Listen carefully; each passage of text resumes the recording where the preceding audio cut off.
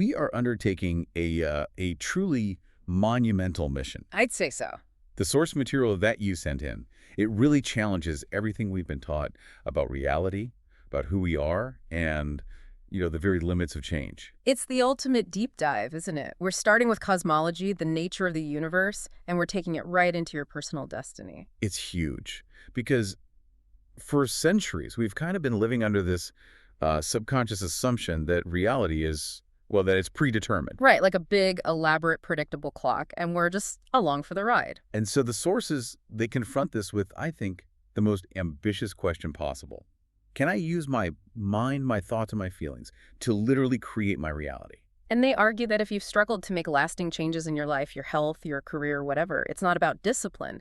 The failure is that your belief system is, well, it's rooted in an outmoded scientific model. So to change your life, you have to change your understanding of the world. Exactly. You have to update the operating system. So our mission today is to replace that old mechanical model, that mind-matter duality, with a new framework where thought is, proven to influence physical matter. And to do that, we have to go back to see how we got stuck in the first place. Let's start with that classical worldview. Yeah. Early Western thinkers, they fundamentally split the world in two: mind and matter. Matter was predictable, it was measurable, it was the stuff of science. The mind, though. The mind was messy, Yeah. chaotic, personal, too variable. Way too variable. And this division was really cemented by the 17th century philosopher René Descartes. Right, Descartes. He was the champion of the mechanistic universe, this idea that everything was governed by predictable laws. But he couldn't fit consciousness into that neat little box. He couldn't. So to keep his scientific model pure and predictable, he made a pretty bold declaration. He basically divorced the mind from the material world. He said the inner self is outside the bounds of science. Always matter, never mind. Always mind, never matter. That's it. It's an elegant solution, but it created this separation that dictated centuries of thought, especially when Sir Isaac Newton came along. And Newton just doubled down on it. He provided the math for that mechanistic universe. His laws let us calculate the trajectory of a cannonball or, the orbit of a planet with incredible accuracy. Which is brilliant for building bridges, but it's devastating for the idea of free will. It solidified this mindset that the world is fixed, predetermined. We're just victims of reality. Our thoughts don't really matter. It took something truly revolutionary to crack that foundation, and this is where the conversation gets cosmic. This is where it gets really interesting. About 200 years later, you have Albert Einstein, and he delivers the equation, E mc5 more. A famous one. And this simple formula, it showed that energy and matter are fundamentally interchangeable. They're not two things. They're two forms of the same thing. It just shatters the foundation of that mind-matter duality. Completely. And the scientific exploration that followed, that led to quantum physics, it opened up this immediate, profound puzzle. Because when scientists started looking at the building blocks of matter, electrons, light, they found they behaved in ways that completely contradicted Newton. Light was acting like a particle sometimes, like a solid thing. And other times it behaved like a wave, like pure energy. Yeah. The strict model was it was flawed at the deepest level of reality. Which brings us to the first massive aha moment for you, the listener, and that is, the solid ground you're standing on isn't solid at all. Not even close. We were all taught atoms were like tiny billiard balls. Right. But the sources confirm that an atom is mostly empty space. Yes. An atom is 99.9999999% energy, and just a tiny, tiny fraction, 0.0000001% is matter. That's staggering. It is. Think about it. Everything you think of as material, this desk, your body, it's actually just fields of energy. It's overwhelmingly no-thing energy rather than something particles. The physical world is basically a giant energetic vacuum with a few tiny specks of matter inside. That's a good way to put it. But that led to the next big puzzle. If the small stuff, the subatomic particles, behave so unpredictably, why do big things, like a coffee cup, follow predictable physics? How can the rules be so different? And the answer is in what the sources call the ultimate vanishing act. Right. At the subatomic level, matter is just this momentary phenomenon. These particles are constantly transforming, right? They're shifting from particle, which is matter, to a wave, which is pure energy. Yeah. And when they disappear as a particle, they vanish into this invisible quantum field, a place with no space and no time. And this brings us to the discovery that connects all of this to us, to consciousness. The observer effect. The observer effect. Yeah. Experiments showed again and again that the act of just observing or measuring these particles, actually affects their behavior. Before we look at them, electrons exist as pure potential. They are everywhere at once in an infinite array of possibilities. That's the wave state. I want to pause on that because this is the bridge. A particle doesn't become a physical thing in our reality until we focus our attention on it. That's right. The act of conscious focus is what they call the collapse of the wave function. So our subjective mind produces measurable, objective changes on the physical world. Precisely. The old duality it falls apart. Mind and matter are intrinsically related. They're entangled. Our consciousness is what turns potential into reality. Which opens the door to infinite realities for you. I mean, if your mind can influence one electron, in theory, it can influence any possibility. And that field of possibility contains a version of you that's already healthy, that's already wealthy, that's already fulfilled. All those potentials exist as waves of energy. Just waiting for our observation to collapse them into our physical reality. That's the theory, but Yeah. how do you do it? How do we send a signal that's powerful enough to collapse the wave of our ideal future? And the sources say we do it through energy, specifically our thoughts and our feelings. Yes, and they have a brilliant analogy for this. They do. They say to think of your thoughts as the electrical charge. That's the signal, the clear intention of what you want. And your feelings. Your feelings are the magnetic charge. That's the energy that draws the experience back to you. And when you combine them, The combination is everything. When your clear intention, your thought aligns with an elevated emotion, they produce an electromagnetic signature, a frequency. That's your state of being. that alignment is called coherence. And there's a powerful experiment that demonstrated this, the HeartMath study. With the biologist Glenn Rain, yes, he had healers try to affect strands of DNA in water. And the first group, they were told to only use positive emotions, love, appreciation, just feeling good. But they had no clear intention. And the result? No statistically significant change to the DNA. Then the second group, they did the opposite. Just a clear, focused thought to wind or unwind the DNA, but without the elevated emotion. And again, nothing. No statistically significant change. But the third group, The third group combined them. They felt a heightened emotion, that love and appreciation, and they held a clear intention.